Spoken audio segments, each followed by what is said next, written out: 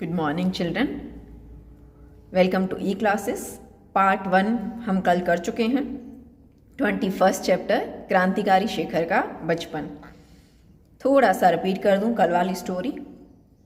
जहाँ तक हमने पार्ट 1 किया था कि उन्होंने वो गांधी जी के आंदोलन में पार्टिसिपेट करना चाहते हैं लेकिन उनको अनुमति नहीं है।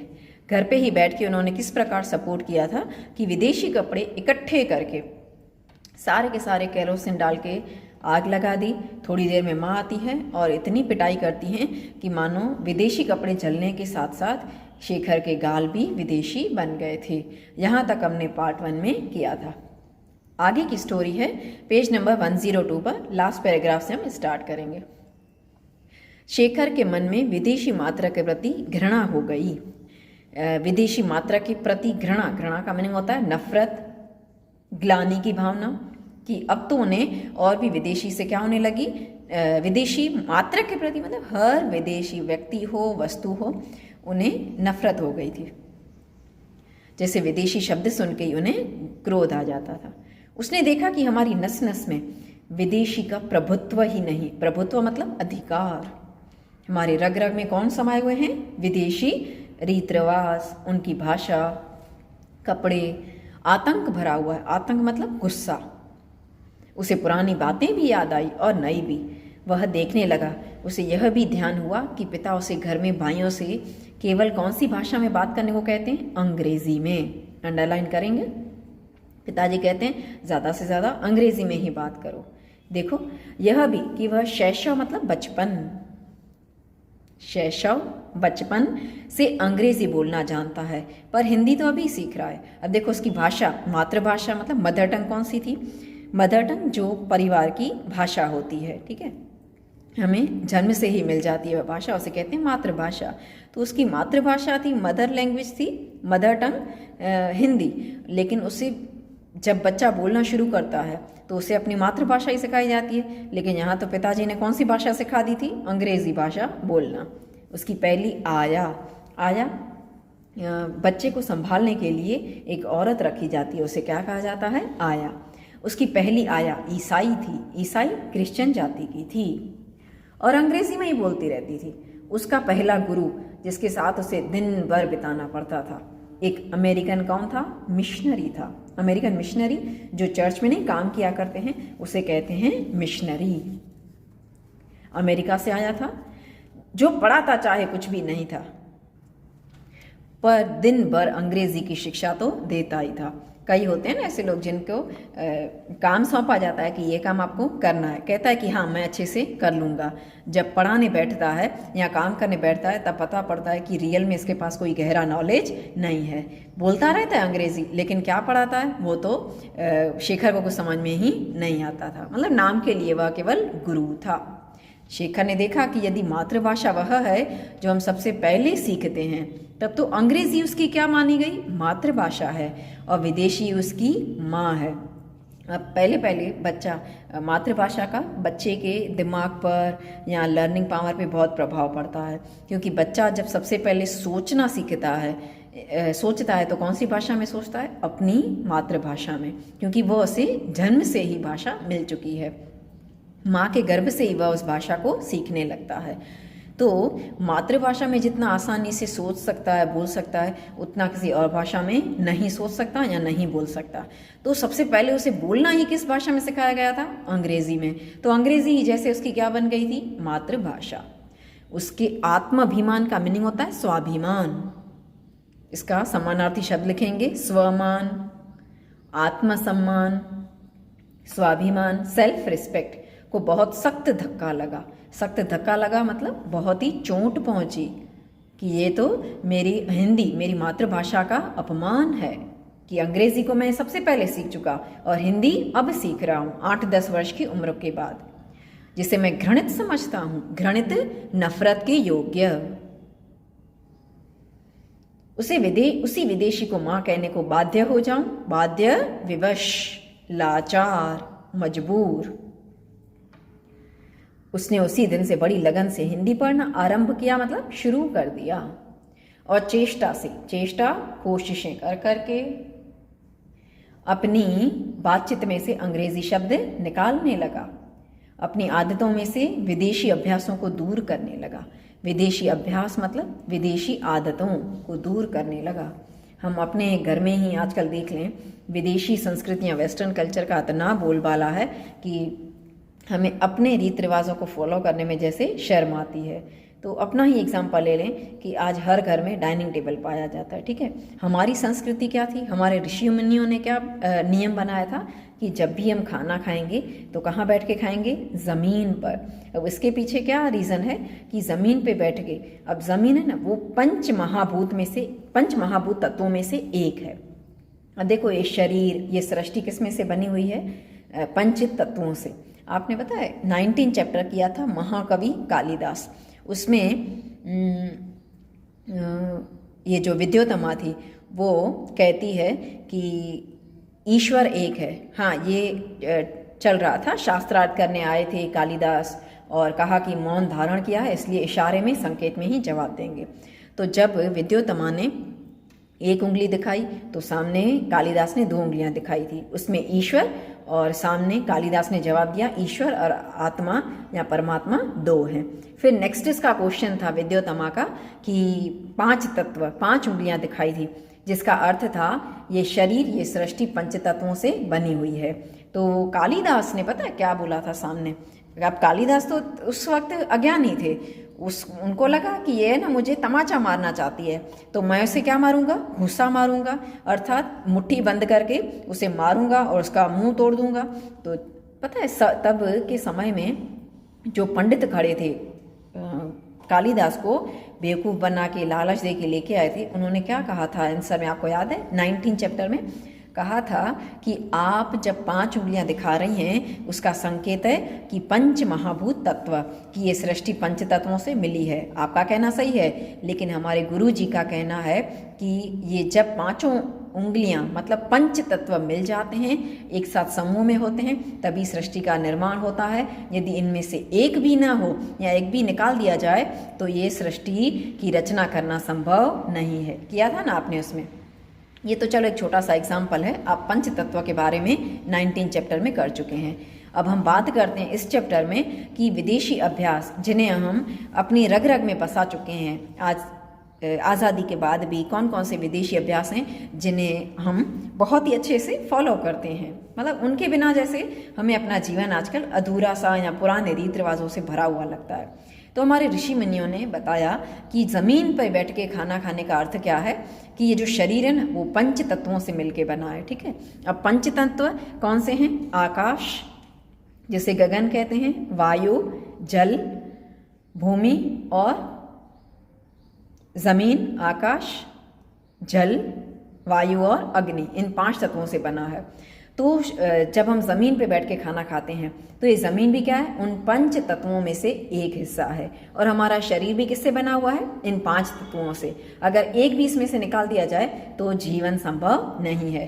तो जो शरीर 5 तत्वों से मिलके बना है, और उन्हीं में से एक हिस्सा है हमारी भूमि, हमारी ज़मीन, उसी के ऊपर बैठ के जब हम खाना खाते हैं तो खाने को पचने में या डाइजेस्ट होने में बहुत ही आसानी रहती है और हेल्थ भी अच्छी बनी रहती है। ये इसके पीछे हमारे ऋषि मुनियों का साइंटिफिक रीज़न था। तो आज हम ज़मीन पे बैठ के खाना खाने में क्या करते हैं, संकोच करते हैं, जबकि डाइनिंग टेबल पर खाना खाने में समझते हैं कि हाँ हम पढ़े लिखे हैं और ज़माने के साथ साथ चलने में विश्वास करते हैं। तो ये थी एक बात, ठीक है। ऐसे तो बहुत सारे एग्जाम्पल्स हैं जिन्हें हम अपने विदेशी अभ्यास हैं या विदेशी रीति रिवाज हैं, ऐसे बहुत से चीज़ें हमने अपने जीवन में उतार के रखी हैं।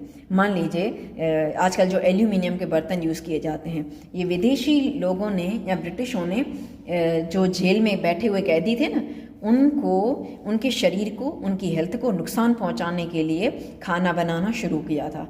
जबकि आज हम अपने तांबे के, पित्तल के बर्तनों को भूल चुके हैं। पहले के समय में लोग तांबे का पानी पीते थे, तो उससे बहुत सारी बीमारियां दूर होती हैं मतलब आपके शरीर में वो एंटर ही नहीं हो पाएंगी यदि तांबे के बर्तन में ये जो खाना बनाया जाता था या पानी पिया जाता था। आजकल तांबे मतलब जिसे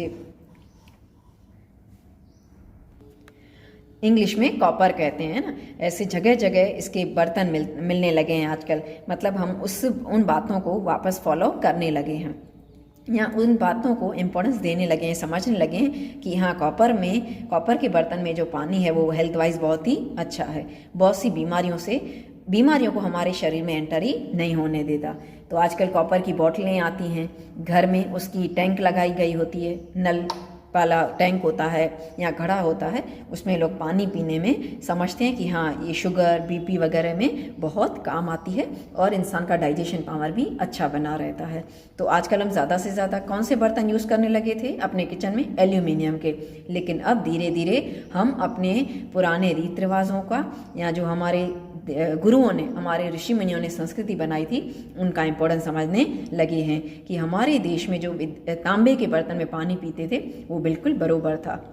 प्लास्टिक के बर्तन यूज़ करना वो नेचुरली बहुत ही डेंजर है प्लास्टिक हेल्थ के लिए। आज कैंसर जो होता है उसमें ज़्यादा से ज़्यादा रीज़न एक ही पाया जाता है कि गरम गरम चीज़ हम किस में खाते हैं? प्लास्टिक के बर्तनों में खाते हैं या पैक करके ले आते हैं, तो वो हमारी हेल्थ के लिए बहुत ही नुकसानदायक या हार्मफुल होती है।